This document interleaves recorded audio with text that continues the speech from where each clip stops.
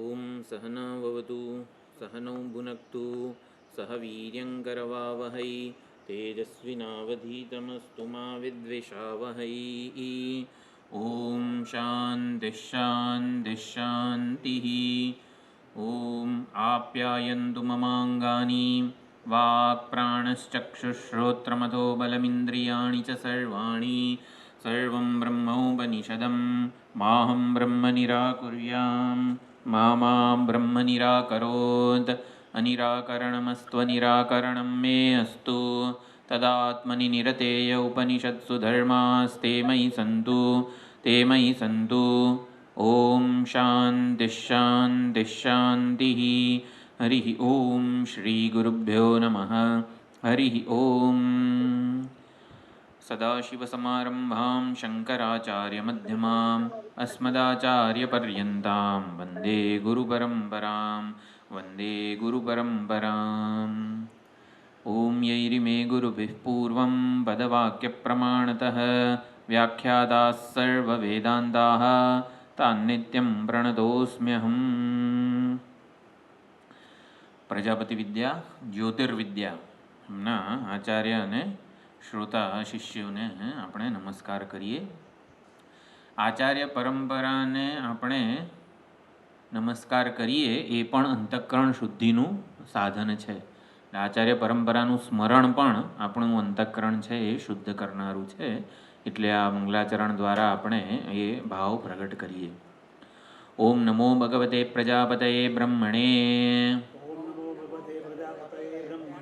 ज्योतिर्विद्याचार्याय संप्रसादाय इंद्राय विनयवते आत्मान्विच्छवे तपस्विने शुद्धकल्मषाय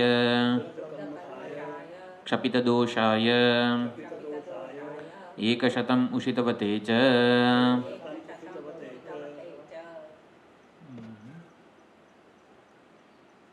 यन्मायादिकमाश्रितं बहुगुणं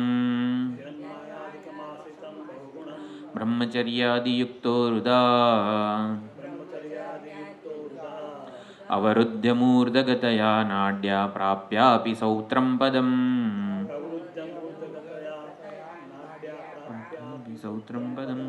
कामं क्रीडति यत्तुरीयममलम् सैकं शताब्दं गुरौ स्थित्वा देवपतिर्बुबोध तदहम् ध्याये नृसिंहाभिधम्. એટલે પ્રજાપતિ બ્રહ્માજી ઉપદેષ્ટા છે જ્યોતિર્વિદ્યાના અને ઇન્દ્ર અને વિરોચન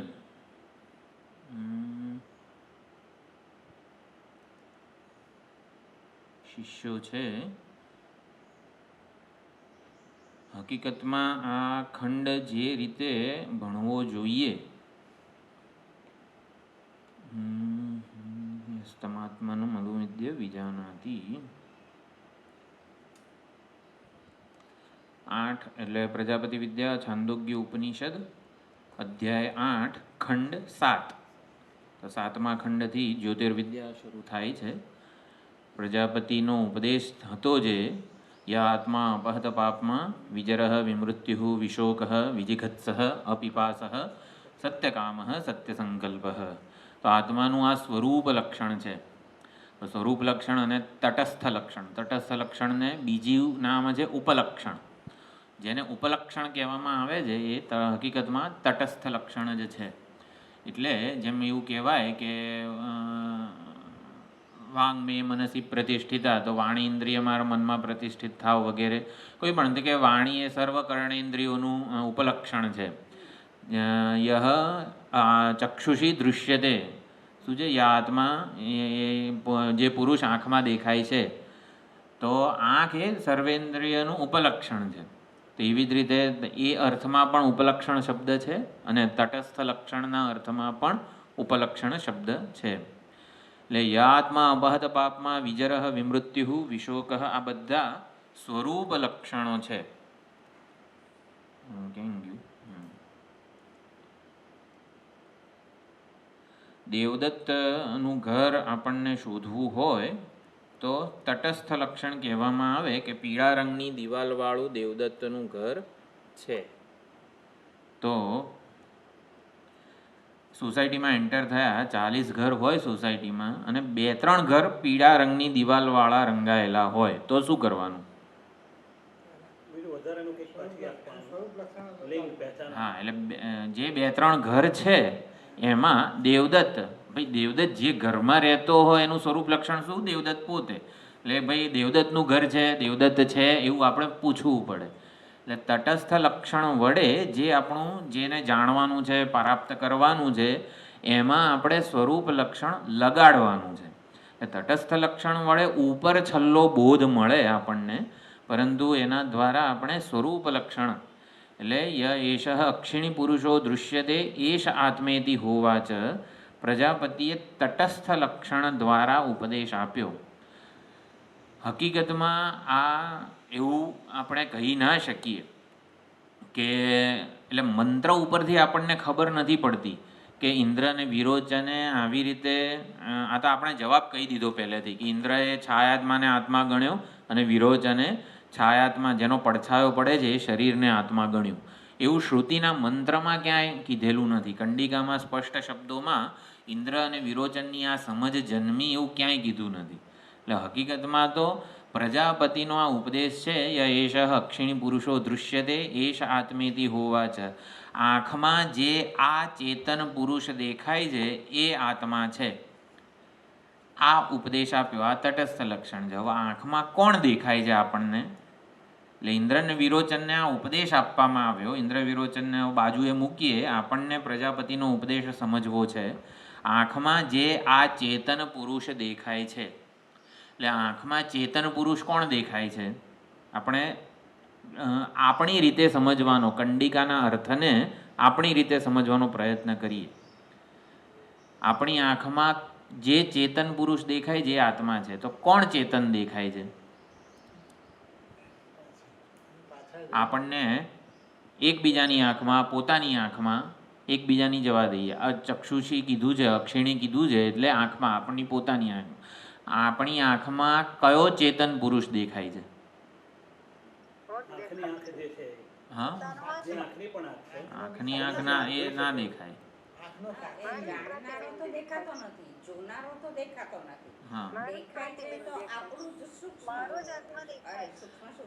જો આત્મા શબ્દ જે નિરુપાધિક કે નિર્વિશેષ છે ને, એ કોઈ રીતે વ્યવહારનો વિષય નથી.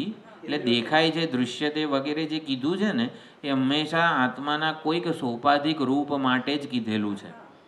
એટલે આંખમાં જે ચેતન દેખાય છે ને, એ સગુણ સવિશેષ સોપાધિક ચેતન દેખાય છે આપણને. કારણ કે નિર્ગુણ જે છે ને, એમાં કોઈ વ્યવહાર જ ના થાય. હા, વાચાતી જ છે ને આ વગેરે બધું કીધેલું છે.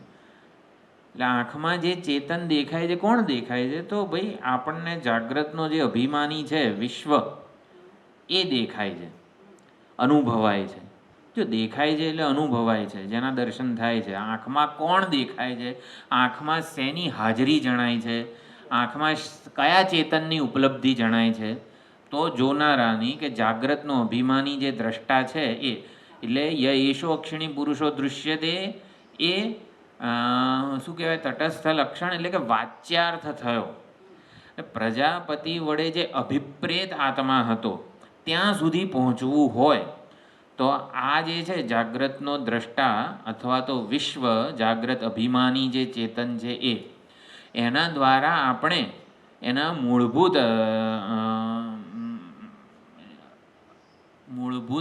નિરુપાધિક સ્વરૂપ સુધી પહોંચવાનું છે. તો એના માટે જાગ્રતનો અભિમાની કે વિશ્વ એ દેવદત્તનું પીળા રંગનું ઘર થયું. હવે આ ઘર ખરેખર દેવદત્તનું છે કે બીજાનું છે? એ કોણ છે હકીકતમાં જાગ્રતનો દ્રષ્ટા? એના માટે સ્વરૂપ લક્ષણો હોવા જોઈએ. તો કયા સ્વરૂપ લક્ષણો છે આત્માના?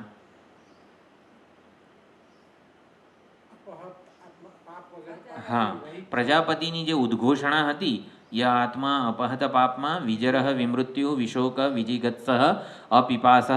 આટલા એટલે સત્યકામ સત્ય સંકલ્પે માયા ઉપાધિએ કરેલા ગુણો છે, એટલે સોપાધિકના છે. પણ નિરુપાધિકના આ ગુણો હતા. નિષેધ મુખે જે પ્રતિપાદન થયું એ એટલે માં જે ચેતન દેખાય છે જાગ્રત દ્રષ્ટા, એમાં આ લક્ષણોને ચેક કરવાના છે કે અક્ષી જે વિશ્વ અભિમાની ચેતન છે જાગ્રતનો, એ વિજરહ વિમૃત્યુ એ છે ખરો એવો. એટલે એમાં આ લક્ષણોને લાગુ પાડવાના છે કે જેથી વિશ્વનું આગંતુક અંશ ખરી પડે, એનું મૂળ વિજરહ વિમૃત્યુ સ્વરૂપ રહે. એટલે 2-3 ઘર પીળા રંગની દિવાલવાળા હોય તો દેવદત્ત જે સ્વરૂપ લક્ષણ છે એ દરેક ઘરે લગાડીએ અને જેમાં દેવદત્ત ના રહેતો હોય એનો દેવદત્તના ઘર રૂપે નિષેધ કરવો પડે. એટલે વિજરહ વિમૃત્યુ વિશ્વમાં જ્યાં જ્યાં ના દેખાતું હોય એને ખરી પડવા દેવું પડે. એટલે કે હું આ દૃશ્યનો જાગ્રતનો દ્રષ્ટા છું, એ જે ચેતન છે વિશ્વ, એમાંથી માત્ર વિજરહ વિમૃત્યુ લક્ષણોને રાખવાના, ને બાકીનું બધું કે હું સારા દૃશ્યોને જોનાર છું, હું ખરાબ દૃશ્યોને જોનાર છું, કે આંખની દ્રષ્ટિએ. પછી કાનમાં જે પુરુષ દેખાય છે તો કાનમાં શ્રોતા એટલે સારા સંગીત સાંભળનારો અને જે કંઈ બીજું બધું જગતનો હાહાકાર સાંભળનારો. એટલે સર્વેન્દ્રિયનું ઉપલક્ષણમાં વિશ્વ અભિમાની જે ચેતન છે એમાં વિજરહ વિમૃત્યુ સ્વરૂપ લક્ષણો રાખવાના, બાકીનું બધું આગંતુક છે એવું સમજવાનું છે. એટલે વિશ્વમાં આગંતુક અંશ શું છે? વિશ્વ જાગ્રતનો અભિમાની જે આંખ દ્વારા જુએ છે, કાન દ્વારા સાંભળે છે, જીભ દ્વારા બોલે છે, સર્વેન્દ્રિય દ્વારા વ્યવહાર કરે છે, ઇન્દ્રિયોના સાધન રૂપે બનાવીને જાગ્રત જે દૃશ્ય જગત છે એમાં વ્યવહાર કરે છે. તો વિશ્વમાં આગંતુક અંશ અને એસેન્શિયલ અને ઇન્ટ્રિન્સિક. હા હા તો એ વખતે આત્મા કે વેશ એનો બદલાઈ જાય છે. આખું જે પ્રપંચ છે, જાગ્રત પ્રપંચ, એ બાદ થઈ જાય છે અને સ્વપ્ન પ્રપંચનું અને સુસુપ્તિમાં બધું બાદ થઈ જાય. ના, આપણે જાગ્રતનું અત્યારે વાત કરીએ. વિશ્વમાં આગંતુક અંશ શું છે? જાગ્રત પ્રપંચ આવે ને જાય એ પ્રમાણે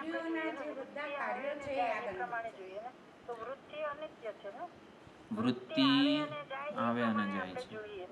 હા, ઘટાકાર વૃત્તિ આવી તો હું ઘટને જાણનારો ઘટ દ્રષ્ટા થયો. ધ્વનિ આકારની વૃત્તિ આવી તો હું સાંભળનારો થયો. એટલે વિશ્વ જે છે એમાં બદલાતો અંશ શું છે, આવનારો જનારો અંશ શું છે? થોડુંક હજી કંઈક આમ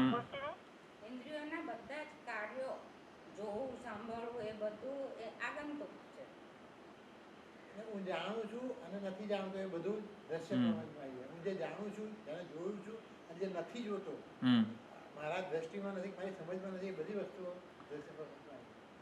દૃશ્ય પ્રપંચમાં આવી જાય. વિશ્વ જે ઓલો ચેતન છે જાગ્રતનો દ્રષ્ટા, જો જાગ્રતનો દ્રષ્ટા જે જાગ્રતનો અભિમાની ચેતન જે આંખમાં અને કાનમાં બધી ઇન્દ્રિયો દ્વારા બધો વ્યવહાર કરે છે, જેને આપણે ઋષિ કહીએ છીએ, ચલો અત્યારે પોતાનું નામ લઈને આપણે બોલીએ, એમાં જાગ્રતના દ્રષ્ટામાં એક વસ્તુ સ્વરૂપ છે અને બીજા એના અનેક સોપાધિક રૂપો છે. જેમ કે અલંકારો હોય તો નામ અને રૂપ એના આગંતુક છે, એના સ્વાભાવિક નથી. અને સુવર્ણ જે છે એ અલંકારોનું સ્વાભાવિક મૂળભૂત તત્વ છે. એમ જાગ્રત વિશ્વ જે છે એમાં કંઈક આગંતુક છે અને કંઈક મૂળભૂત સ્વાભાવિક વસ્તુ છે. ચૈતન્ય સ્વાભાવિક છે. ચલો,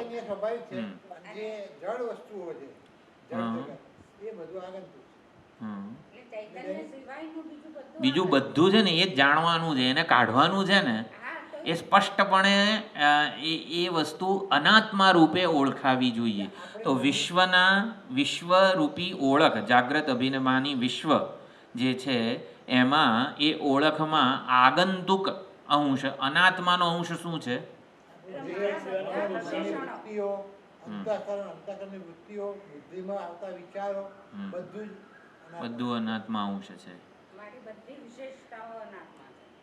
આપણી મનની આપણે વિચારીએ કે આપણે જે વૃત્તિઓ જાગે છે સવારથી સાંજ જે જુદી જુદી વૃત્તિઓ જ બરાબર છે, કારણ કે આપણે જે દ્રશ્ય પ્રપંચ જોઈએ એ વૃત્તિના રૂપ જ છે, એ પણ વૃત્તિના સ્વરૂપમાં જ જોવાય. એટલે આપણી વૃત્તિ આપણે આવતા વિચારો, સંકલ્પો, આખું વ્યક્તિત્વ એ બધું બરોબર. ચૈતન્ય સિવાયનું, નિર્વિશેષ ચૈતન્ય સિવાયનું જે કંઈ પણ વિશ્વમાં જણાય છે ને એ બધું જ આગંતુક છે. એટલે ઋષિ નામની જે ઓળખ છે, ઋષિની બધી જ માન્યતાઓ, બધા જ આગ્રહો, બધી અનુકૂળતાઓ અને પ્રતિકૂળતાના ખ્યાલો, જે કંઈ પણ છે ને બધું અનાત્મા છે. એ બધું વિજરહ વિમૃત્યુ રૂપી સ્વરૂપ લક્ષણો વડે ખરી પડવું જોઈએ. એટલે સ્વરૂપ લક્ષણો એ રેફરન્સ પોઈન્ટ છે. જેમ દેવદત્ત એ રેફરન્સ પોઈન્ટ છે. 2-3 પીળા રંગની દિવાલોવાળા ઘર હોય તો એ રેફરન્સ પોઈન્ટ વડે ત્રણેય ઘરને ચેક કરવા પડે કે આમાં દેવદત્ત રહે છે, આમાં દેવદત્ત રહે છે. એટલે આપણી પાસે બેઝિસ શું છે ચેક કરવાનો, પડકારવાનો, કોને સમર્થન આપવું અને કોને પડકારવું, કોમાં શેષ એટલે હા આપણે જેને શ્રોતા, મંતા, ગંતા, દ્રષ્ટા કહીએ છીએ એ બધું બદલાતું રહેતું હા. હોય છે, તો એ આગંતુક કહી શકાય. હા, બરોબર છે. આ જ રીતે ચૈતન્યમાં શું આગંતુક છે એ આપણે જોવું પડે મારા હું વિશેની ઓળખમાં. એટલે આ રીતે એટલે ય એષ અક્ષિણી પુરુષો દૃશ્યતે એષ આત્મેતિ હોવા છે એવું જે કીધું. પછી એતદ અમૃતમ અભયમ એતદ બ્રહ્મ, આ પણ સ્વરૂપ લક્ષણ છે. અને ય આત્મા વિજરહ વિમૃત્યુ વિશોક, બે રીતે બે કંડિકામાં સ્વરૂપ લક્ષણ કીધા છે. એટલે વિજરહ વિમૃત્યુ એ સ્વરૂપ લક્ષણો પણ વિશ્વમાં લગાડવાના અને એના સિવાયનું બધું ખરી પડવું જોઈએ. અમૃતમ અભયમ બ્રહ્મ એ સ્વરૂપ લક્ષણો પણ લગાડવાના ચૈતન્ય વિશ્વ જાગ્રત અભિમાની દ્રષ્ટામાં. ત્યારે જ્યારે વિજરહ વિમૃત્યુ અને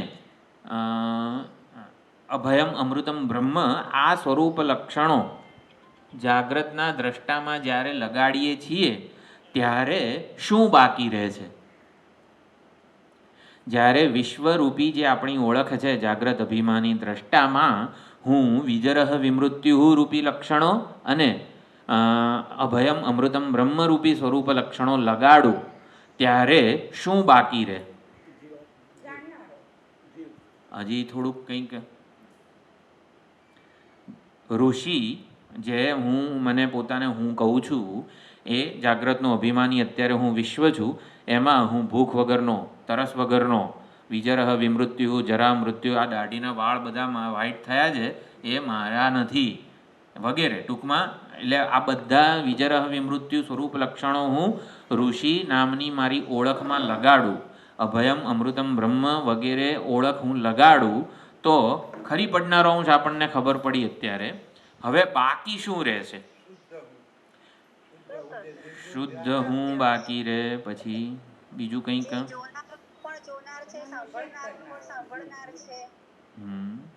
ચક્ષુષ ચક્ષુ, પ્રાણસ્ય પ્રાણ વગેરે. પછી બીજું કંઈ આમ કહી શકીએ?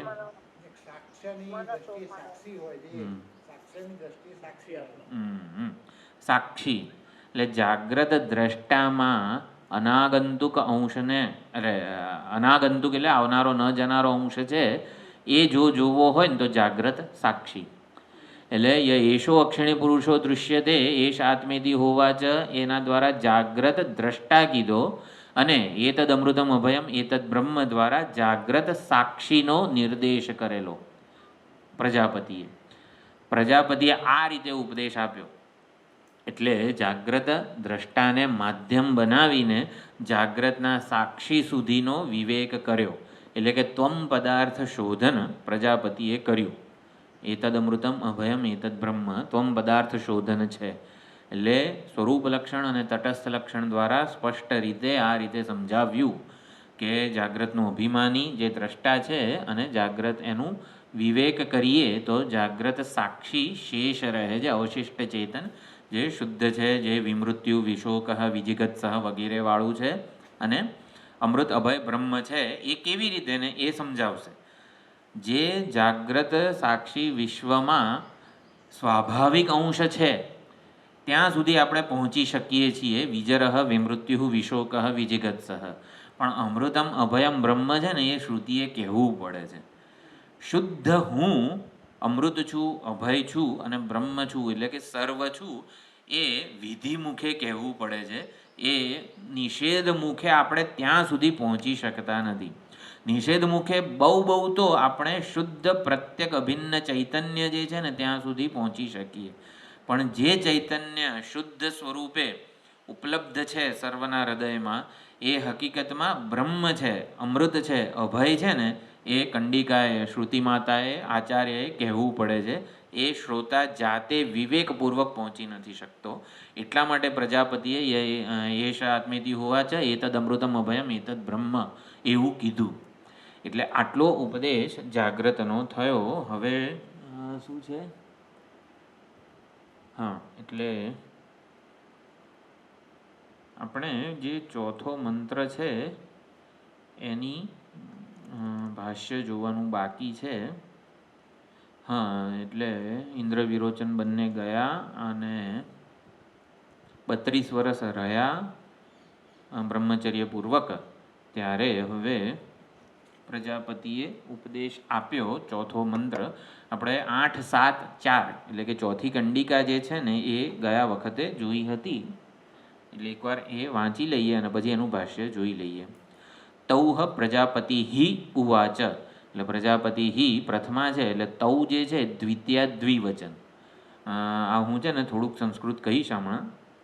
એટલે તૌ એટલે ઇન્દ્ર વિરોચનને પ્રજાપતિએ કહ્યું યેષો અક્ષિણી પુરુષો દૃશ્યતે એશ આત્મેતિ હોવાચ. આંખમાં જે આ ચેતન પુરુષ જણાય છે, દેખાય છે એ આત્મા છે. એતદ અમૃતમ એ અમૃત છે, એ અભય છે, એ બ્રહ્મ છે. આ રીતે ઉપદેશ આપ્યો. એટલે ઇતિ દૃશ્યતે એશ આત્મેતિ હોવાચ એતદ અમૃતમ અભયમ એતદ બ્રહ્મ ઇતિ. ઇતિ આગળ પ્રજાપતિએ પૂર્ણ વિરામ એટલે એમણે બોલવાનું બંધ કર્યું. અથથી એમનો પ્રશ્ન શરૂ થાય છે ઇન્દ્રને વિરોચન. હવે ઇન્દ્ર વિરોચનના દ્રષ્ટિકોણથી સમજવાનો પ્રયત્ન કરીએ. પ્રજાપતિએ આ ઉપદેશ આપ્યો ત્યારે ઇન્દ્ર વિરોચને શું કર્યું? કે એકબીજાની આંખમાં જોયું. તો આંખમાં જોયું તો આંખમાં એકબીજાને પોતાનું પ્રતિબિંબ કે પોતે દેખાયા, પોતાનું સ્થૂળ શરીર વગેરે દેખાયું. પછી એમણે સરોવર કે જે છે એમાં જોયું, તલવાર વગેરે જે ચોખ્ખી સપાટી છે એમાં જોયું. તે એમણે પછી એમને શંકા ગઈ કે આમાંથી કોણ આત્મા છે. એટલે અથ પ્રશ્ન રૂપે અથ છે. અથ યોયમ ભગવઃ હે ભગવાન, જે અયમ એટલે પુરુષ, જે આ પુરુષ અમને અપસુ પરિખ્યાયતે પાણીમાં દેખાય છે. હા, યશ્ચાયમ આદર્શે જે આદર્શમાં દેખાય છે. સામે ઊભા રહીએ અરીસામાં તોય સામે દેખાય છે, આંખમાંય દેખાય છે અને બધે દેખાય છે. કતમ એશ આ બધામાંથી તમે જે કહો છો પ્રજાપતિ અભિપ્રેત આત્મા કોણ છે, કયો છે? કતમ એટલે આ બધામાંથી કયો છે કે જેને જાણવાથી સર્વલોક સર્વકામ અવાપ્તિ થાય. ઇતિ એશ ઇતિ તો ઇતિ સુધી ઇન્દ્ર અને પ્રજાપતિનું વચન છે. અને પછી એશ જે છે એ પાછું પ્રજાપતિનું વચન છે. એટલે એશ ઉ એવ એષુ સર્વેષુ અંતેષુ પરિખ્યાયતે ઇતિ હ ઉવાચ પ્રજાપતિ. પ્રજાપતિ કહે છે એશ ઉ એવ, અરે આ જ ચેતન પુરુષ આ બધે જ જણાય છે. જાગ્રતનો અભિમાની અરીસામાં જણાય છે, જાગ્રતનો અભિમાની વિશ્વ સરોવરમાં જણાય છે નહીં. આ તો પ્રજાપતિ એવું કેમ કીધું કે બધે જણાય છે એ આત્મા છે?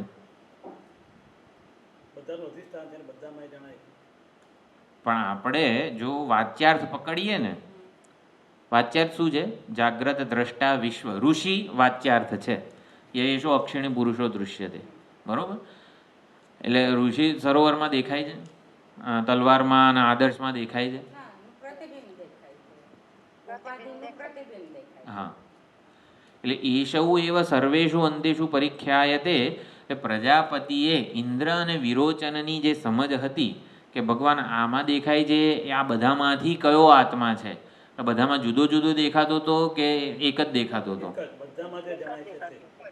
સર્વેષુ અંતેષુ પરિત્યાગ. બધામાં બરોબર એક જ દેખાતો હતો. એ સર્વેષુ અંતેષુ, અંતેષુ એટલે મધ્યેષુ, બધી જ સપાટીઓમાં જે દેખાય છે ને એ આત્મા છે એવું કીધું પ્રજાપતિ. એટલે પ્રજાપતિએ ઇન્દ્ર અને વિરોચનની જે સમજ છે એને અનુમોદન આપ્યું કહેવાય કે હા તમે ભ્રાંત સમજ લઈને જન્મ્યા છો, તમે સાચું સમજ્યા છો એમ. લક્ષ્યાર્થ સમજવાનો હતો ને, વાચ્યાર્થ નહીં. વાચ્યાર્થ નહોતો સમજવાનો. પણ પ્રજાપતિએ હેડો બરોબર છે, તમે જે સમજ્યા છો એ કલ્યાણ થાવ તમારું એમ. એટલે એવું અનુમોદન આપ્યું. હા બરોબર છે, આ બધામાં જે જણાય છે ને એ જ આત્મા છે. એટલે આમ જણાય છે કે પ્રજાપતિએ ઇન્દ્ર અને વિરોચનની ભ્રાંત સમજનું અનુમોદન આપ્યું, પણ હકીકતમાં એવું નથી. એ લોકોને વિવેક વિચાર કરવા માટે પ્રેર્યા કે બધામાં કોણ જણાય છે. બધી સપાટી, ભલે આ જે સપાટી છે જેમ કે જેમાં પ્રતિબિંબ ના પડતું હોય એમાં દેખાય છે જાગ્રત દ્રષ્ટા? લાકડામાં ના દેખાય જાગ્રત દ્રષ્ટા? જાગ્રત દ્રષ્ટા આવી રીતે લાકડામાં ના દેખાય?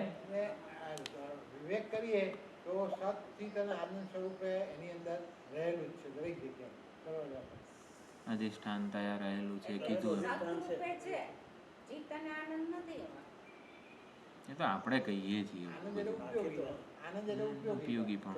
કોઈ જે વસ્તુ ઉપયોગી થાય એ જ આપણો આનંદ. એ દરેકને ઉપયોગી ના થાય દરેક વસ્તુ. એટલે જાગ્રત દ્રષ્ટા એષૌ એવ સર્વેષુ અંતેષુ, આખા જાગ્રત દૃશ્ય પ્રપંચમાં બધામાં પરીખ્યાયતે, બધામાં જાગ્રત દ્રષ્ટા જ જણાય છે. જાગ્રત દૃશ્ય પ્રપંચનું સત્ય શું છે? જાગ્રત દ્રષ્ટા.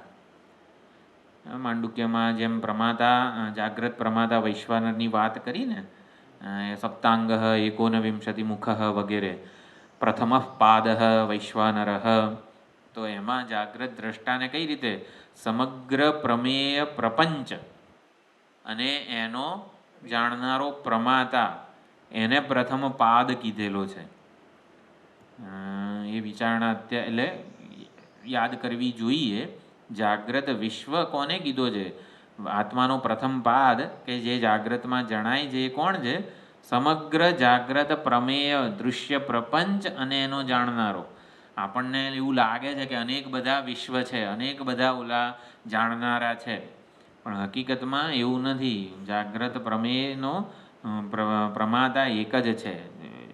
ઓલો શું કહેવાય, વિરાટ, વૈશ્વાનર જે છે વિરાટ, એ પ્રથમ પાદ છે.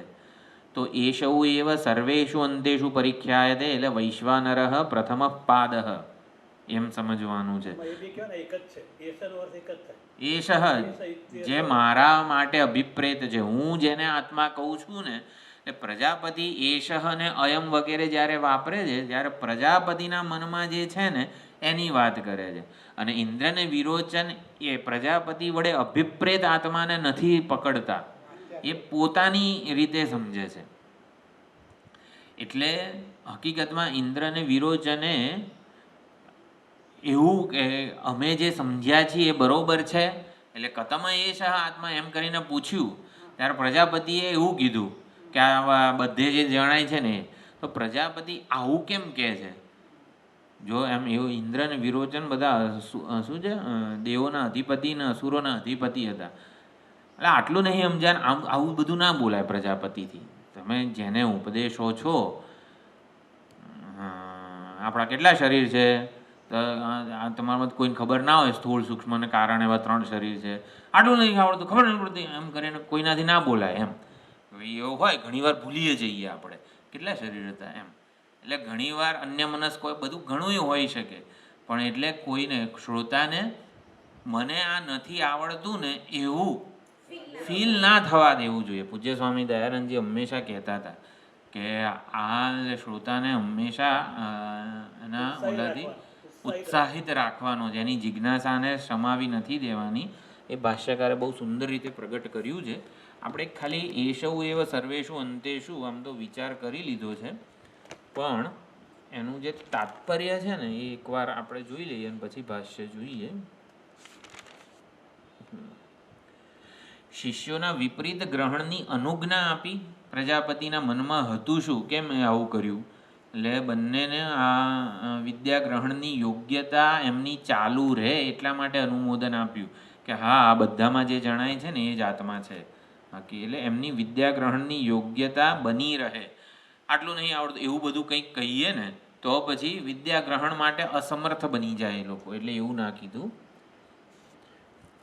ઘણીવાર આપણે ચેન્ટિંગ વગેરે શીખવાડતા હોઈએ ત્યારે જ્યાં ઉપર જવાનું હોય, જ્યાં નીચે જવાનું હોય ને ઘણીવાર આપણે નાય સમજી શકતા હોઈએ, પોતાની રીતે બોલતા હોઈએ, ત્યારે કેવું જે સમજાવે છે ચેન્ટિંગ વગેરે શીખવે છે એવું કે હું આવી રીતે બોલું છું અને તમે આવી રીતે બોલો છો, એવું પણ સમજાવતા હોય છે. જે ચેન્ટિંગ શીખવે છે એ આવી રીતે, જો આવી રીતે હું બોલું છું અને તમે, આપણને ખબર ના, આપણે તેમ કે આ જે સમજાવે છે એ જ રીતે આપણે બોલીએ છીએ ને, પણ ત્યારે જે ચેન્ટિંગ વગેરે શીખવતા હોય એ એવું સમજાવે કે તમે આ રીતે બોલો છો જે ખોટું છે અને હું આ રીતે બોલું છું જે સાચું છે. એટલે આવું કંઈક કહેવું જોઈએ ને પ્રજાપતિએ. જુઓ, તમે આ સમજ્યા છો એ ખોટું છે અને હું મારા મનમાં મારા માટે જે અભિપ્રેત આત્મા છે ને એ આવો છે. આવું કેવું જોઈએ ને પ્રજાપતિ, ચેન્ટિંગના શિક્ષકની જેમ. બરોબર. એટલે ચેન્ટિંગમાં જનરલી જે શીખવતા હોય ને આવી રીતે કરતા હોય છે. હું આમ બોલું છું અને તમારી આવી રીતે આ ભૂલ થઈ રહી છે. તો પ્રજાપતિ આવું કેમ ના કર્યું? એટલે આપણે ચેન્ટિંગ થોડું નીચેના સ્તર પર છે ને આ જે વિવક્ષિત અર્થ છે એ થોડીક વધારે સૂક્ષ્મતા માંગે છે. નહીં, પોતાની ભૂલ ખબર પડે. જેમ ચેન્ટિંગમાં કેવું અચ્છા ઓ આઈસી વગેરે થાય, આપણને તો ખબર જ નહોતી કે આ આપણી ભૂલ છે. આ લોકો દેહાભિમાની હતા. ઇન્દ્ર અને વિરોચન બંને દેહાભિમાની હતા, બરાબર છે. એટલે જો દેહાભિમાનનો જો પેલો એ થાય તો એ પછી આવતો જ બંધ થઈ જાય. આવતો બંધ થઈ જાય. જય શ્રી કૃષ્ણ એવું કહી દે. એટલે હકીકતમાં પ્રજાપતિએ સ્પષ્ટપણે આ મોઘમમાં બધું કહે છે, સ્પષ્ટપણે કેમ નથી કહેતા એવું આપણને લાગે, પણ હકીકતમાં એવું નથી. એમને થોડુંક વિચાર ગઈ વખતે કર્યો તો કોઈને મારી મચડીને બ્રહ્મજ્ઞાનનો ઉપદેશ આપણે આપીએ, ઉભો આમ બોચી ઝાલીને હું તત્વમસી સમજાવી દઉં તને, એમ કરીને શક્ય નથી. એટલે કે જાતે એ વિવેક વિચાર દ્વારા દોરાવો જોઈએ. એટલે કે એ જાતે સમજે. ઉપદેશની વિવક્ષા કે તાત્પર્ય એ જાતે એની વિચાર શક્તિ, બુદ્ધિ વગેરે લગાડે. તત અને ત્વમ પદાર્થની અનેક યુક્તિઓ કહેવામાં આવે પદાર્થ શોધનની, પરંતુ એ પદાર્થ શોધન કોણે કરવાનું છે? આચાર્યએ કરવાનું છે કે શ્રોતાએ કરવાનું છે? એ શ્રોતાએ, શિષ્યએ જાતે પદાર્થ શોધન કરે તો એને ફળ મળે. આચાર્યએ જે યુક્તિઓ આપે છે એ તો બરોબર છે, પરંતુ એ યુક્તિઓને લાગુ પાડે વગેરે બધું શિષ્યના, શ્રોતાના પક્ષે રહેલું હોય છે. એટલે પ્રજાપતિને આની વિવક્ષા એવી હતી કે ઇન્દ્ર વિરોચન એશૌ સર્વેશોંતેષુ પરીખ્યાય તે દ્વારા વિવેક વિચાર કરીને પહોંચશે હું જેને કહું છું એ આત્મતત્વની સમજ સુધી. એટલે મારી મચડીને આમ આત્માને સમજાઈ દઈએ ને એવું નથી થતું. શાસ્ત્ર એ જ કહે છે ને કે તમે તમારા અનુભવોનો એનાલિસિસ કરો. હા, વિશ્લેષણ કરો. નક્કી કરો કે ભાઈ આ સુખ ક્યાં છે, દુઃખ ક્યાં છે. જ્યાં સુધી તમે જાતે નહીં નક્કી કરો ત્યાં સુધી તો કશું થવાનું નથી. તમારી પાછે એવું જોઈએ. માનસિક સ્થિતિ એવી થશે કે ના ભાઈ મારે આમાં બહાર આવવું છે, હા, પછી જ તમે રસ્તો ખુલવાનો. શોધીશું. સ્વામીજી પણ કહે છે ને જે કે શ્રુતિ કે કંડિકા જે બધું શાસ્ત્ર જે છે એ ઉપદેશ આપે છે, પરંતુ એ અધિકારીને સમજાય ને એ રીતે ઉપદેશ આપે છે, અને અનધિકારી એના અર્થને જાણે ને તોય એના તાત્પર્ય સુધી પહોંચી ન શકે. એટલે અધિકારી જે છે વિરક્ત છે. એટલે વિરક્ત અધિકારી જે વિવિધિષુ અધિકારી વગેરે અધિકારિત્વની ઉણપ જે છે એ પૂરી કરવું એવું એને સૂઝે અને પછી એ આ ઉપદેશના તાત્પર્યને સમજે. એ હેતુથી પ્રજાપતિએ આવું કીધું. એટલે ગુરુનો ઉપદેશ યાદ રાખી લઈએ, ગોખી કાઢીએ, એનાથી કંઈ બ્રહ્મજ્ઞાન કે વગેરે એ પૂરતું પ્રાપ્ત થઈ જાય એવું નથી. સ્વાનુભવ પર્યંત આપણે વિચાર કરવો પડે અને એ લક્ષણો બધા પોતાનામાં ઘટાડવા પડે, પોતે શોધ કરવી પડે, પોતે શોધ કરીને સત્ય સુધી પહોંચવું પડે. અધિકારી તો છે જ ને, પણ ના, 100 વર્ષ રહ્યા ને નથી. તો પહેલા વખતે સમજી ગયા હોત. બત્રીસના 3 આવે. એટલે હજી તો એમણે પડછાયો વગેરે આપણને આ ઉપદેશ આપ્યો હોય પ્રજાપતિએ, આંખમાં જે ચેતન પુરુષ દેખાય છે આત્મા છે, આપણને બ્રહ્મ જ્ઞાન થઈ જાય એનાથી એતદ અમૃતમ અભયમ એતદ બ્રહ્મ. એમના જેવું તો ના સમજે. ના થાય ને. ના, એવું નહીં. એટલે આપણે શું સમજ્યા એમ, એતદ અમૃતમ અભયમ બ્રહ્મ, ચલો આ તો જવાબ છે, અંતિમ જે ફાઇનલ આન્સર છે. ક્વેશ્ચન પેપરમાં ક્વેશ્ચન આવ્યો કે યએશ અક્ષિણી પુરુષો દૃશ્યતે એશ આત્મેતિ હોવા છે, આ ક્વેશ્ચન છે. જવાબે સાથે આપી દીધો છે એતદ અમૃતમ અભયમ એતદ બ્રહ્મ. હવે પણ એની ઓલી શું કહેવાય, સ્ટેપ્સ કયા છે? ચક્ષુષી દ્રષ્ટા, ચક્ષુમાં ઉપલબ્ધ દ્રષ્ટાને આપણે મારી મચડીને અભયમ અમૃતમ બ્રહ્મ બનાવી દેવાનો છે? ના, એને ધીમે ધીમે ક્રમિક પગથિયાથી. તો એ ક્રમિક પગથિયા શું છે એ બધા પ્રજાપતિ અહીંયા દયાપૂર્વક આપણને સમજાવે છે. ઘણું બધું એક પ્રયોગ દ્વારા સમજાવે છે. પ્રયોગ તો જોઈશું, પણ આપણે આનું ભાષ્ય જોઈ લઈએ. તમે લોકોએ વિપરીત ગ્રહણ કર્યું છે એવું હું બ્રહ્મલોકમાં આવી રીતે માઇક ઉપર બોલીશ તો પછી બધા 3 લોકમાં આવું પહોંચી જશે કે આ 2 જણા અક્કલ વગરના આયા ને આમ તેમ બધું. એટલે બુદ્ધિની ક્ષમતા કુંઠિત થઈ જશે. અને માટે એવું ના કીધું, જે આંખમાં પુરુષ દેખાય છે એ જ બધે ઉપલબ્ધ છે. એટલે ચેતન જે છે એ જ બધે અધિષ્ઠાનતાએ ઉપલબ્ધ છે. આવું હારું આ ચેતન બધે ઉપલબ્ધ છે છતાંય હું જાણી નથી શકતો, એટલે હું કંઈ લાયક જ નથી વગેરે, એ ચિત્તનું અવસાદન થાય.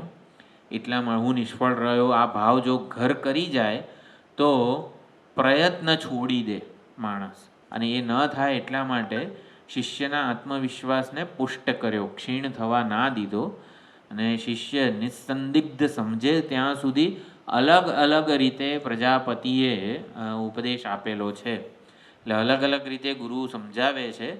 એષૌ એવ સર્વેષુ અંતેષુ મધ્યેષુ પરીખ્યાયતે. એટલે કહે છે, હે શિષ્યો સાવધાન થાવ, પુરુષ પરિચ્છિન્ન નથી. ખાલી એક અરીસામાં દેખાય, ખાલી એક તલવારમાં દેખાય, આંખમાં દેખાય એવો પુરુષ પરિચ્છિન્ન નથી.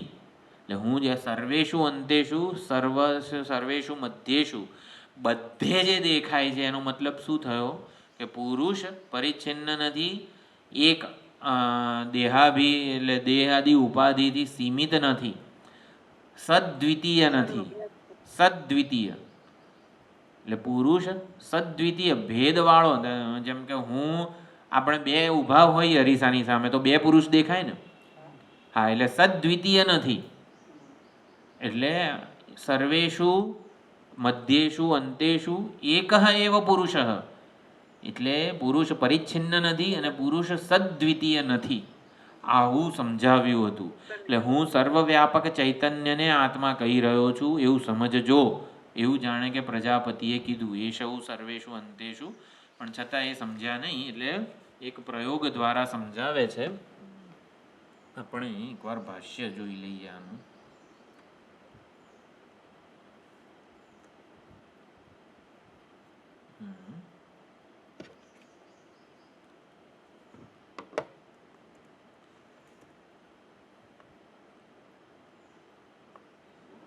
તૌ પ્રજાપતિ ઉવાચ વગેરે જે મંત્ર છે ચોથો, એનું ભાષ્ય છે.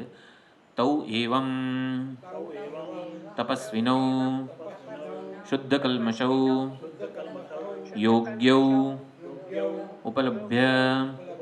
ઉપલક્ષ્ય પ્રજાપતિ ઉવાચ. જો તપસ્વીન નૌ શુદ્ધ કલ્મષૌ યોગ્યૌ, જો યોગ્ય પણ એક ઇન્દ્ર વિરોચનનું આવી રીતે વિશેષણ છે.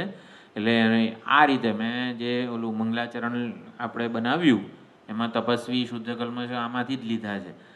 તપસ્વીને ઇન્દ્રાય શુદ્ધ કલ્મષાય યોગ્યાય ચતુર્થી બનાવી દેવાની. ઉપલક્ષ્ય એમને ઉપલક્ષિત કરીને જોઈને પ્રજાપતિએ કીધું, ય એષ અક્ષિણી પુરુષ.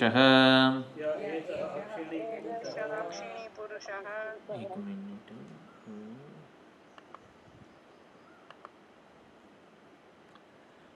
નિવૃત્તચક્ષુભિઃ મૃદિતકષાયૈઃ દૃશ્યતે યોગિભિઃ દ્રષ્ટા. એષ અક્ષિણી પુરુષો દૃશ્યતે, દેખાય છે. કોને દેખાય છે? મફતમાં નથી દેખાતો. નિવૃત્ત ચક્ષુભિ, એટલે ચક્ષુ જેના નિવૃત્ત થઈ ગયા છે એવું. બાર બધા દોડતા બંધ કરે અંતર. આવૃત્ત ચક્ષુભિ, જે અંતર્મુખ બન્યા છે, જેમણે ઇન્દ્રિયોને અંતર્મુખ બનાવી છે.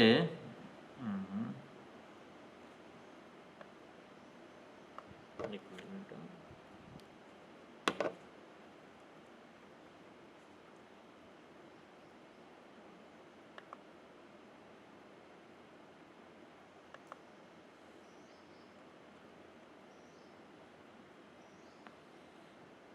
નિવૃત્તનો અર્થ આમ બી એવો જ થાય ને, પાછા વળવું. પાછા વળી ગઈ, જગતમાંથી પાછી વળી ગયેલી.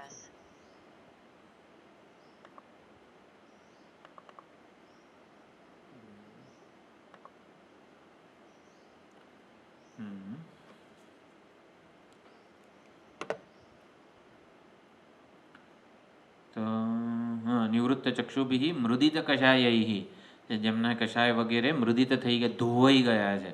કષાય એટલે જે મેલ વગેરે જે છે અંતઃકરણના, એ જેમના ધોવાઈ ગયા છે, એના વડે જે દેખાય છે. મફતમાં નથી જણાતો આત્મા. તો પણ કઈ રીતે? જેના અંતઃકરણ વગેરે જે છે અંતર્મુખ છે, અને જેમના કષાય એટલે રાગ દ્વેષ અને બહિર્મુખતા રૂપી જે કષાય છે, એ જેમના મૃદિત ધોવાઈ ગયા છે, શુદ્ધ થઈ ગયા છે, જેમણે સાબુ લઈને અંતઃકરણના મેલને ધોઈ નાખ્યો છે. કયો સાબુ છે? ઉપાસના અને કર્મયોગ. મૃદિત એટલે ઢીલા પડી ગયા ના કહેવાય? મૃદિત એટલે ધોઈ ગયું છે. કર્મયોગ અને ઉપાસના. વિવેક, વૈરાગ્ય વગેરે. તો મૃદુ થઈ ગયા છે ને? હા.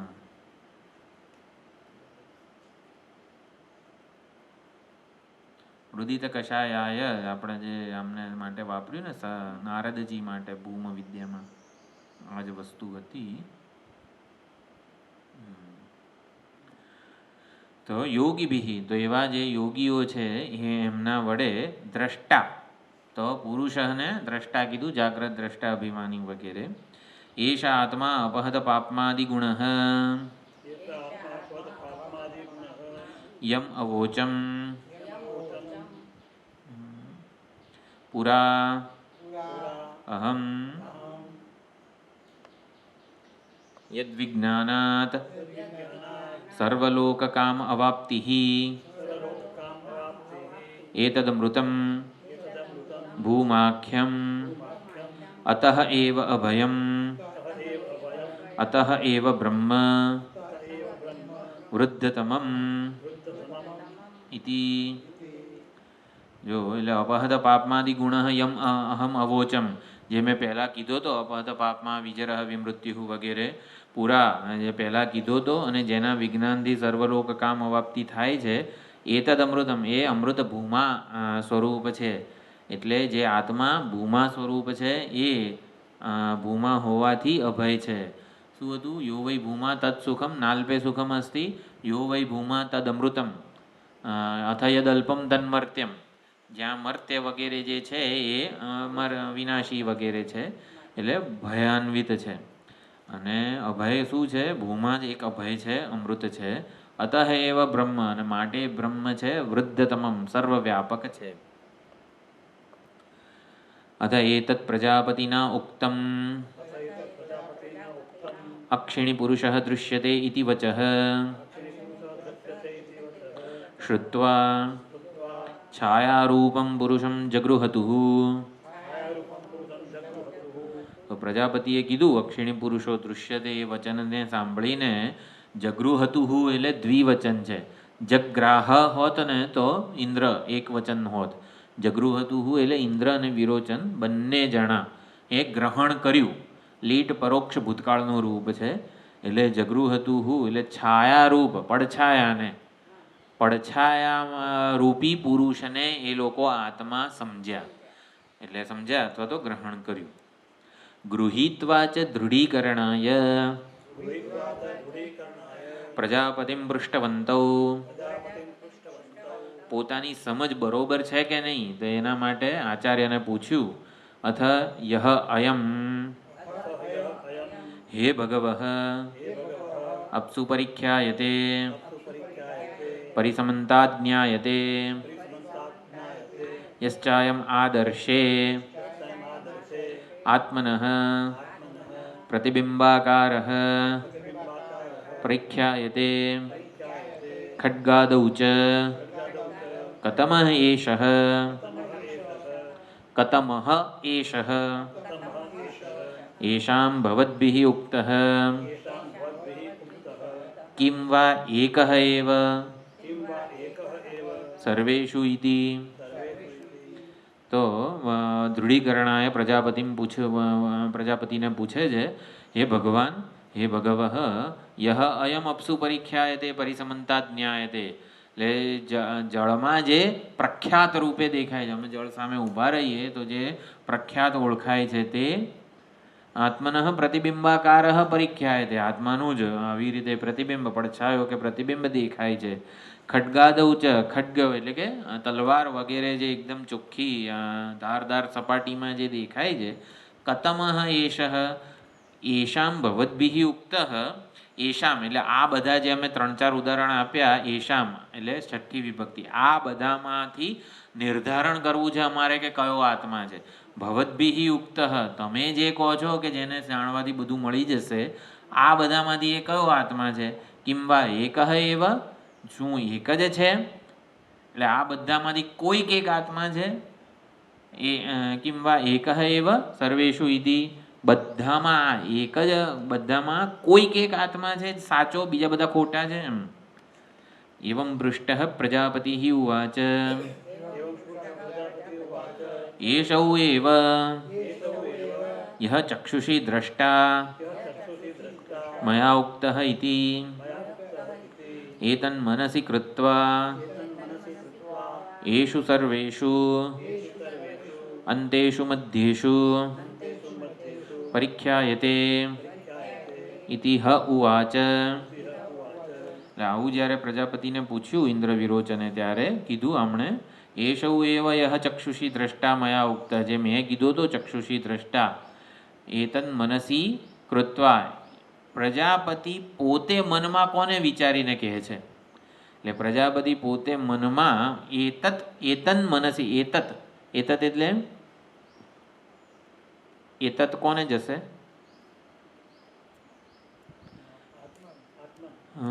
ના, ચક્ષુષી દ્રષ્ટાને ચક્ષુષી દ્રષ્ટાને મનમાં રાખીને, એ પ્રજાપતિ જ્યારે કંઈક કહે ત્યારે કયા આત્માને ધ્યાનમાં રાખીને કીધું? એષૌ એવ સર્વેષુ અંતેષુ, એટલે સર્વેષુ મધ્યેષુ પરિખ્યાયતે ઇતિ ઉવાચ. ખ્યાલ આવે છે? એતત એટલે દ્રષ્ટા, જાગ્રતનો દ્રષ્ટા જ બધી જગ્યાએ દેખાય છે. આ મોબાઈલમાં, લેપટોપમાં, કેમેરામાં કોણ દેખાય છે? જાગ્રતનો દ્રષ્ટા જ. આપણને એમ કે વસ્તુ દેખાય છે, વસ્તુ નથી દેખાતી, વસ્તુ આકારની વૃત્તિને જોનારો જે છે ને એ દેખાય છે. જેમ કે આપણે જે ઓલું ઉદાહરણ લઈએ છીએ ને, ઓલું ઉપર મંડપ બાંધેલો હોય તો મંડપ બાંધેલો એમાંથી ગોળ આકારની, એટલે કાતરથી હું ગોળ આકારનો પડદો કાપી લઉં તો શું ગોળ આકારનું આકાશ દેખાય છે. ગોળ આકાર નથી દેખાતો, ગોળ આકારનું આકાશ દેખાય છે. તો એવી જ રીતે જ્યારે આ માઇકને જોઉં ત્યારે શું થાય છે? માઇક આકારની અંતઃકરણ વૃત્તિમાં પડેલું ચૈતન્યનું પ્રતિબિંબ, એટલે ચિદાભાસ, એટલે કે દ્રષ્ટા જ જણાય છે હકીકતમાં. હું કોની જોડે વ્યવહાર કરી રહ્યો છું? આપણને એમ કે આ માઇક હાથમાં પકડેલું છે અને માઇક જોડે વ્યવહાર કરું છું. હકીકતમાં એ આકારની અંતઃકરણ વૃત્તિને ઉજાળનાર ચૈતન્ય સાથે જ વ્યવહાર કરું છું હું. એટલે એષૌ સર્વેષુ અંતેષુ પરિખ્યાય, તેનો તાત્પર્ય અર્થ શું થયો? એષૌ સર્વેષુ, જાગ્રતનો દ્રષ્ટા જ જાગ્રત પ્રપંચમાં જણાય છે. વૈશ્વાનર પ્રથમ પાદ જે છે ને એ આ રીતે સમજવાનું છે. હા, એક્ઝેક્ટ. વિજ્ઞાન જેમ કહે છે ને કે વસ્તુને નથી જોતા, વસ્તુ આકાર એનાથી રિફ્લેક્શન જે થાય છે પ્રકાશને જ જોઈએ છીએ. એ પ્રમાણે રિફ્લેક્શન આપણી આંખમાં આવે, વૃત્તિ એ બને. આપણે પ્રકાશ જોઈએ એની ખબર જ પડતી નથી પ્રકાશ છે. દ્રષ્ટા નથી હોતા, નથી આપણે જોતા, વસ્તુ નથી. દ્રષ્ટાની નોંધ નથી લેતા, પ્રકાશની નોંધ નથી લેતા. એ રીતે નનુ કથમ યુક્તમ શિષ્યયોઃ વિપરીત ગ્રહણમ અનુજ્ઞાતુમ પ્રજાપતેઃ વિગત દોષસ્ય આચાર્યસ્ય સતઃ એનું કથમ યુક્તમ. એટલે આવું તો વળી કેમ તમે ચલાવી લો છો? ઓલા બચારા ખોટું સમજ્યા હતા તો કહેવું જોઈએ ને, અનુજ્ઞાતું. અનુજ્ઞા એટલે હા બરોબર સમજ્યા છો એવું વળી. એમ અનુજ્ઞા આપવી એટલે સાહેબ હું જાઉં પાણી પીવા, હા બેટા જા, એમ એને અનુજ્ઞા આપી કહેવાય. એટલે શિષ્યનું વિપરીત ગ્રહણને અનુજ્ઞા આપી. આવું પ્રજાપતે હે વિગત દોષસ્ય આચાર્યસ્ય સતઃ. પ્રજાપતિ વિગત દોષ છે, એમને વળી કોઈ પ્રયોજન નથી, આચાર્ય છે સતઃ. એટલે આ હોવા છતાં પણ પ્રજાપતિએ વિપરીત ગ્રહણને અનુજ્ઞા કેમ આપી?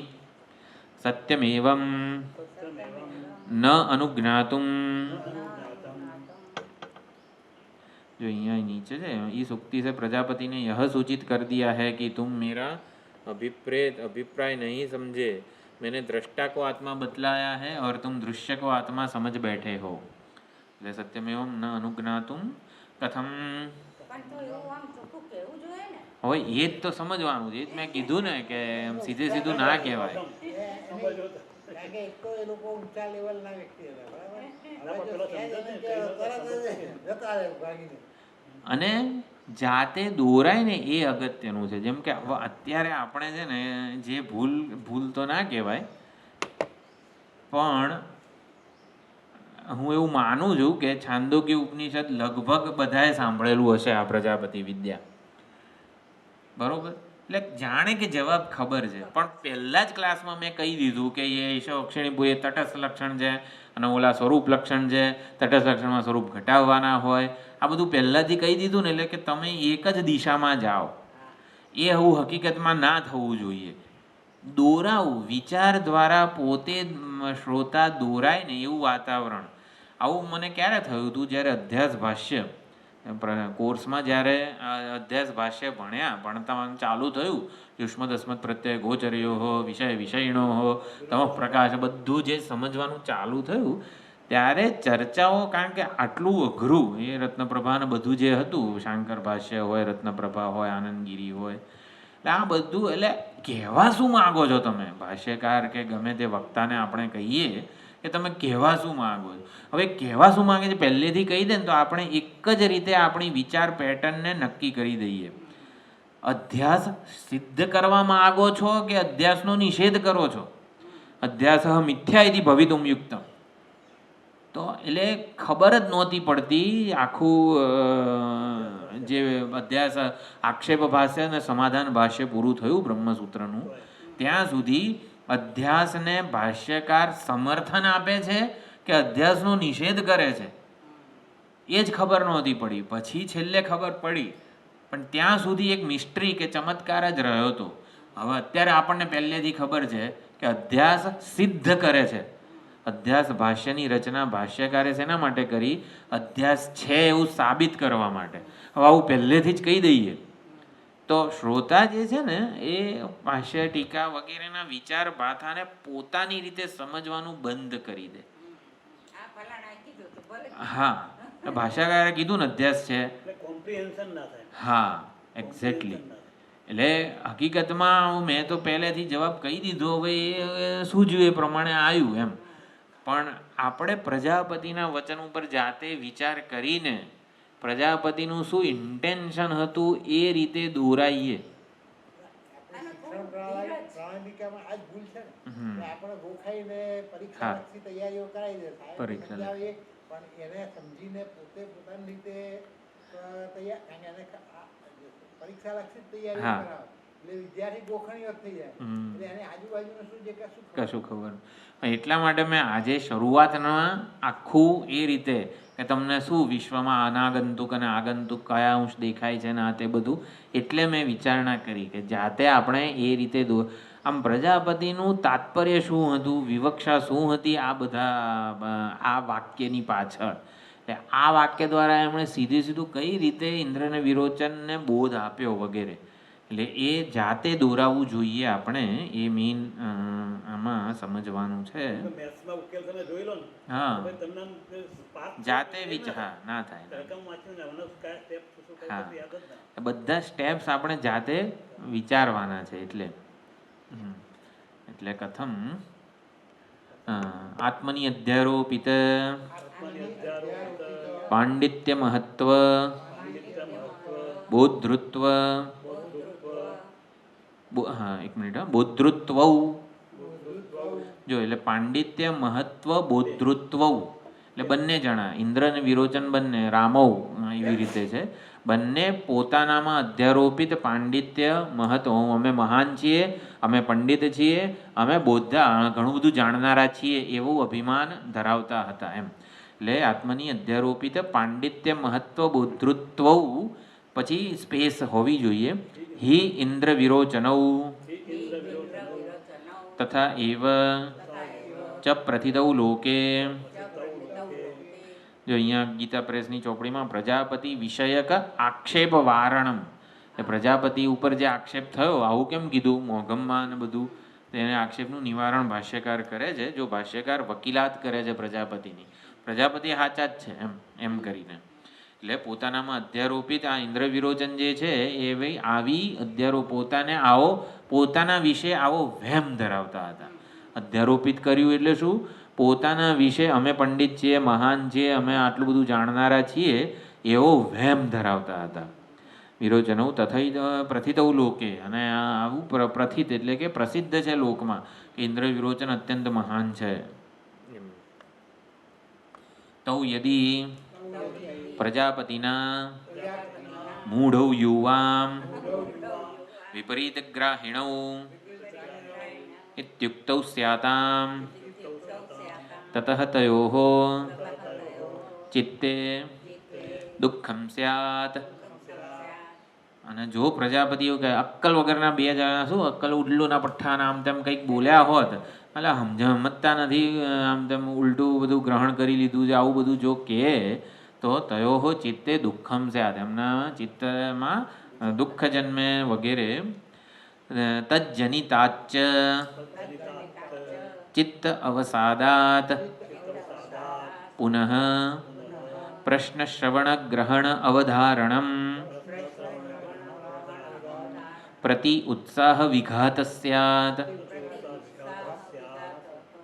વિઘાત સ્યાત એટલે તયોઃ ચિત્તે એમાં તો દુઃખી થાત, અને એ દુઃખ કે જેને કહેવાય ને કે અપમાન વગેરે જે થાય એનાથી ચિત્તનું અવસાદન થઈ જાય. પછી પુનઃ પ્રશ્ન શ્રવણ ગ્રહણ અવધારણ, એ કંઈ પ્રશ્ન પૂછી ના શકે, શ્રવણે ના કરી શકે, કશું ગ્રહણે ના કરી શકે, અવધારણ પણ ના થાય. એટલે પ્રતિ ઉત્સાહ વિઘાત સ્યાત એટલે આ બધાનો ઉત્સાહ જ એ લોકોનો જતો રહે. અતઃ રક્ષણીયૌ શિષ્યૌ ઇતિ મન્યતે પ્રજાપતિ. એટલે પ્રજાપતિએ એવું ધાર્યું કે આ બંને શિષ્યોનું રક્ષણ કરવું જોઈએ, આવું બેવકૂફ વગેરે કોઈને કહેવું ના જોઈએ, એવું એમને થયું. ગૃહ્ણીતામ તાવત તત ઉદશરાવ દૃષ્ટાંતેન અપનેષ્યામિ ઇતિ ચ. ગૃહ્ણીતામ તાવત વિપરીત ગ્રહણમ, ભલે એ લોકો વિપરીત ગ્રહણ કરે, ગૃહ્ણીતામ તાવત ભલે છોન રહ્યું, ભલે હું એને ઉદશરાવના પ્રયોગ અને દ્રષ્ટાંત દ્વારા અપનેશ્યામી હું એને દૂર કરી દઈશ. એટલે આવું પ્રજાપતિએ વિચાર્યું. નનુ ન યુક્તમ એષઃ, નનુ ન યુક્તમ પછી એષ ઉ એવ ઇતિ અનૃતમ વક્તુમ. તો શંકા પૂર્વ પક્ષી કહે છે ભલે ને પ્રજાપતિનો જે ઈરાદો હોય પણ આ જ આ બધે જણાય છે એ સૌ એવ સર્વેશુ અંતેશુ પરીક્ષાયતે, એ વળી શેના માટે કીધું? તો સમાધાન ન ચ અનૃતમ ઉક્તમ, એમણે ખોટું ખોટું નથી કીધું. કથમ આત્મનઃ ઉક્તઃ અક્ષિપુરુષ મનસી સન્નિહિતતરઃ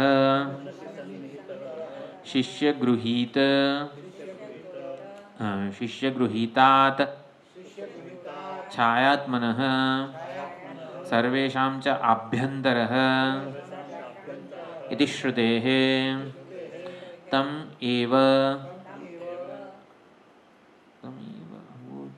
અવોચત એષૌ એવ ઇતિ અતઃ ન અનૃતમુક્તમ પ્રજાપતિના એટલે કેમ ખોટું ના કહેવાય? આત્મનઃ ઉક્ત અક્ષિપુરુષ મનસી સન્નિહિતતરઃ.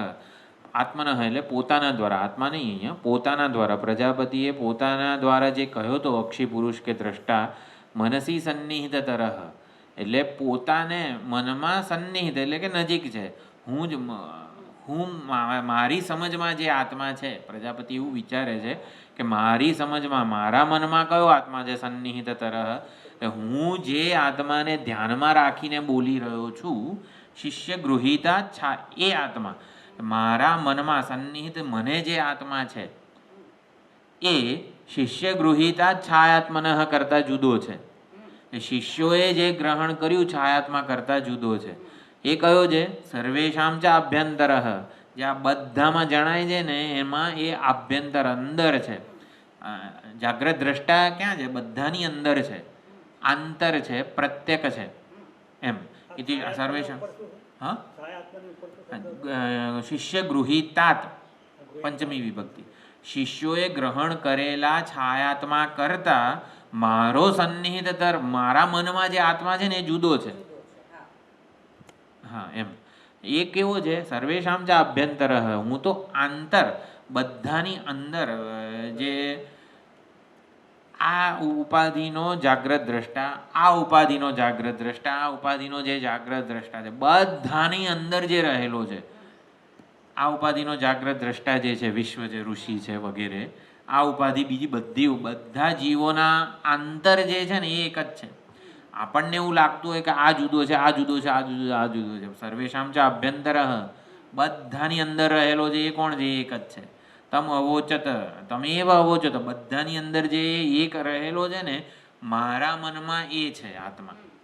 એટલે કીધું તમે એવા અવોચત એશૌ એવ સર્વેષુ અંતેષુ. એટલે ન અનૃતમ ઉક્તમ. પ્રજાપતિના મનમાં કયો આત્મા હતો? જાગ્રત સાક્ષી, જે બધા જાગ્રત દ્રષ્ટાઓનો આભ્યંતર છે. આ ઉપાધિનો જે વિશ્વ છે, આ ઉપાધિનો જે વિશ્વ છે, એટલે બધા વિશ્વોનો જે આભ્યંતર છે, બધા વિશ્વોનું સાચું આંતરિક સ્વરૂપ છે જે. એટલે પ્રજાપતિએ જાગ્રત સાક્ષીને મનમાં ધારેલો હતો. એ જાગ્રત સાક્ષી બધા જાગ્રત દ્રષ્ટાઓનો આભ્યંતર છે એમ. એટલે એવી રીતે, એટલે મેં ખોટું નથી કીધું. ન અનૃતમ ઉક્તમ પ્રજાપતિના એમ. એશૌ એવો બધામાં કોણ રહેલો છે? બધામાં જાગ્રત સાક્ષી જ રહેલો છે એમ. એ રીતે ખ્યાલ આવ્યો ને? હા. પ્રજાપતિના થઈ ગયું. તથા ચ તયોઃ વિપરીત ગ્રહણ નિવૃત્ત્યર્થમ હિ આહ. એટલે હકીકતમાં હા બધે દેખાય જે આત્મા છે એ પ્રજાપતિનું વચન ઓલાને વિપરીત ગ્રહણની અનુજ્ઞા આપનારું નહોતું. વિપરીત ગ્રહણની નિવૃત્તિ માટે કીધું હતું કે આ બધામાં આભ્યંતર રહેલો છે ને એને હું આત્મા કહી રહ્યો છું. એટલે આ રીતે ભાષ્યકારે બહુ સુંદર અર્થ અહીંયા પ્રગટ કર્યો છે. એટલે હવે આગળ ઉદશરાવ જે દ્રષ્ટાંત છે એ આવે છે. આપણે ખાલી મંત્ર બોલી લઈએ. આમાં કંઈક સંગતિમાં એટલે હું સર્વવ્યાપક ચૈતન્યને આત્મા કહું છું. એટલે સર્વેષુ અંતેષુ મધ્યેષુ પરિખ્યાયતે, આ પ્રજાપતિના વચનનું તાત્પર્ય શું છે? બધામાં જે દેખાય છે એટલે કે પુરુષ જે ચેતન છે, જાગ્રત સાક્ષી વગેરે, એ પરિચ્છિન્ન નથી. કોઈક એક સપાટીમાં હોય એવું નથી. બધી સપાટીઓથી અસંગ છે, વિલક્ષણ છે, સ્વતંત્ર છે અને સદ્વિતીય નથી. સદ્વિતીય નથી એટલે બે જણ આદર્શમાં ઊભા હોય તો બે દેખાય એવું નહીં. એટલે સદ્વિતીય, સદ્વિતીય એટલે બે હોવાપણું, એકબીજાથી જુદા. સદ્વિતીય એટલે કોને કહેવાય? સદ્વિતીય, આને સદ્વિતીય કહેવાય. એટલે માઇક અને રિમોટ બંનેની સ્વતંત્ર સત્તા છે. આને લીધે આ છે એવું નથી. એટલે આને સદ્વિતીય કહેવાય. જાણે જાગ્રતનો જે સાક્ષી છે ને એ સદ્વિતીય નથી. હા, એક્ઝેક્ટલી. એટલે જાગ્રતનો સાક્ષી જે છે એ સદ્વિતીય નથી. એનાથી સ્વતંત્ર અસ્તિત્વ ધરાવનારો કોઈક જાગ્રત દ્રષ્ટા પરિચ્છિન્ન હોય એવું નથી. જેમ કે ચૈતન્ય અને માયા તો બેની સ્વતંત્ર સત્તા નથી, સદ્વિતીય નથી. જેમ કે ઓલામાં કેવું કહેવાય, જગતનું કારણ શું છે? આપણે અભિન્ન નિમિત્ત ઉપાદાન કારણ ઈશ્વરને માનીએ છીએ. બીજા બધા જે સંપ્રદાયો છે એ માયાને કે ઓલી પ્રકૃતિને કે પ્રધાનને માને સાંખ્યો. તો પ્રકૃતિ અને પુરુષને સદ્વિતીય માને છે, બંનેની સ્વતંત્ર સત્તા માને છે, બંને સ્વતંત્ર સત્ય છે. એટલે જેટલું સત્ય પુરુષ ચેતન છે ને એટલી જ સત્ય આ જડ પ્રકૃતિ પણ છે. સ્વતંત્ર મેટર જેને કહેવાય ને, એટલે મેટરનું સ્વતંત્ર અસ્તિત્વ જેવું માને, એટલે એને સદ્વિતીય કહેવાય. સદ્વિતીય એટલે આવો ભેદ હોવો વગેરે. તો હા, હવે આટલું આપણે વિચાર કર્યો પ્રજાપતિની પહેલી જે ઓલું છે, જે પ્રથમ વિકલ્પ, હજી પ્રથમ વિકલ્પ પૂરો નથી થઈ ગયો, પણ એટલે આપણે વિવક્ષિત વિચાર પણ સમજ્યા. આમાંથી કોઈને એટલે પ્રજાપતિનું તાત્પર્ય કે વિવક્ષિત અર્થ શું છે એ સમજવાનો પ્રયત્ન કર્યો. એટલે એ ખાસ આપણે સમજવાનું કે જાગ્રતનો દ્રષ્ટા જે છે એ વાચ્યાર્થ છે. એના દ્વારા તીર મારીને ઉપલક્ષણ અથવા તો તટસ્થ લક્ષણ જ્યાં પહોંચવાનું છે, અમૃત અભય બ્રહ્મ છે. એ જાગ્રતનો દ્રષ્ટા એ ત્વમ પદાર્થ વાચ્યાર્થ થયો તત્વમસી મહાવાક્યનો. એમાં તત અરે ત્વમ એટલે ત્વમ પદાર્થ આપણને પ્રાપ્ત થયો. અક્ષિણી પુરુષ દ્રષ્ટા એટલે ચક્ષુષી દ્રષ્ટા જાગ્રતનો અભિમાની વિશ્વ જે છે ને એ ત્વમ પદાર્થ વાચ્યાર્થ આપણને પ્રાપ્ત થયો. એમાં એ પદાર્થનું શોધન કરવાનું છે. એમાં અમૃત અભય બ્રહ્મ, વિજરહ વિમૃત્યુ, અપહત પાપમાં વગેરે સ્વરૂપ લક્ષણો લગાડવાના છે. એટલે શોધન થાય, એ ચોખ્ખો થાય. એટલે જાગ્રતનું અભિમાની વિશ્વ ચૈતન્ય જે છે એ ચૈતન્યમાં હજી જાગ્રતની ઉપાધિ રૂપી કશાય કે જે છે એ સંદર્ભ છે, એ મેલ છે, તેને શુદ્ધ કરવો પડે, શોધન કરવું પડે. કઈ રીતે થાય? સ્વરૂપ લક્ષણોથી શોધન થાય. એટલે એનો આગંતુક અંશ છે, આગંતુક ઓળખ વગેરે જાગ્રતની છે. ઇન્દ્રિયોની ઉપાધિએ વિશ્વ કેવો દેખાય છે? જોનારો, સાંભળનારો, બોલનારો દેખાય છે. ઇન્દ્રિયોની ઉપાધિ વગર ધારો કે જાગ્રત અવસ્થાનો વિશ્વ છે, એણે પોતાની 5 જ્ઞાનેન્દ્રિયોને સંકેલી દીધી છે, 5 કર્મેન્દ્રિયોને સંકેલી દીધી છે. મન બુદ્ધિ દ્વારા એ માત્ર હું કોણ છું એ વગેરે ઉપર વિચાર કરી રહ્યો છે. એટલે ઇન્દ્રિયોની ઉપાધિના સંદર્ભ વગર વિશ્વ પોતાની ઓળખ જે છે એ સમજવા માગે છે. તો હું માત્ર ઇન્દ્રિય, મન, બધી સર્વ જાગ્રત પ્રપંચને અને આ કાર્યકરણ સંઘાતને ઉજાળનાર ચૈતન્ય છું. એટલે બધાનું સાક્ષી ચૈતન્ય છું, ત્યાં સુધી આપણે પહોંચી શકીએ. એ સાક્ષી ચૈતન્ય બ્રહ્મ છે એવું ઓલા સ્વરૂપ લક્ષણથી ખબર પડે. એટલે જાગ્રતનું વિવેક આ રીતે પ્રજાપતિએ કહ્યો. જાગ્રત અવસ્થા એ આપણા માટે વિચાર કરવા માટે આ રીતે વિચાર ભાથું આપ્યું પ્રજાપતિએ. જાગ્રતનો દ્રષ્ટા બ્રહ્મ છે એવું કહેવામાં આવે ત્યારે આગંતુક અંશ કે ઉપાધિના સંદર્ભ વગરનું ચૈતન્ય બ્રહ્મ છે એવું આપણે પદાર્થ શોધન કરવું પડે. આ રીતે ઉપદેશ આપેલો છે. ઉદરશરાવ એટલે કે ઓલી પ્લેટ, છાલ્યું કે મોટી રકાબી, આપણે જેમાં લોટ બાંધીએ છીએ, કથરોટ પણ કહી શકાય.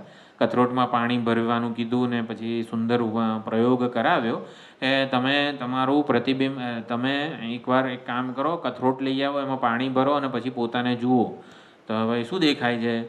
તો કે અમે આવા બધા જુઓ ને દાઢી બાઢી બધું કેટલા 32 વર્ષથી દાઢી નથી કરી, બ્રશ તો કરતા હશે પણ આવું બધું કેવા વાળ વધી ગયા છે, જટાબટા ને આવું તેવું, આવું અમે આ લોમભ્ય આ નખભ્ય નખેભ્ય, નખ કેટલા બધા 32 વર્ષ સુધી નખ ના કાપીએ, 32 ગુણ્યા 12,000 એમને નીલ કટરને બધું તો નહીં લઈ ગયા હોય, એ નખ કેવા થયા હશે, વાળ કેવા થયા હશે વગેરે, આવા અમે દેખાઈએ છીએ.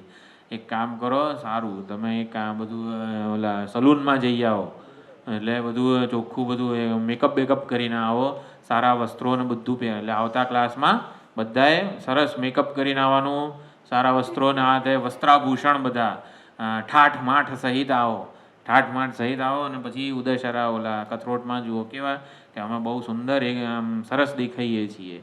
તો હજી એ લોકો સમજ્યા નહીં. એટલે કે શું આગંતુક છે, શું અનાત્મા છે, જો આમે જવાબ કહી દીધો. આવું ના કહેવું જોઈએ. શું અનાત્મા છે ને એ નક્કી કરવા માટે આ પ્રયોગ આ પ્રજાપતિએ કીધો છે. એટલે અનાત્મા શું છે એવું કરીને આપણે પણ નક્કી કરવાનું છે કે મારી હું વિશેની ઓળખમાં આગંતુક અંશ, આવનારો જનારો અંશ શું છે એના માટે પ્રયોગ કરવાનો છે.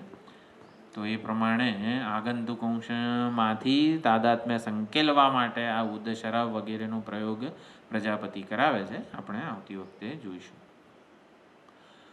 ઓમ પૂર્ણમદઃ પૂર્ણમિદં પૂર્ણાત પૂર્ણમુદચ્યતે પૂર્ણસ્ય પૂર્ણમાદાય પૂર્ણમેવાવશિષ્યતે.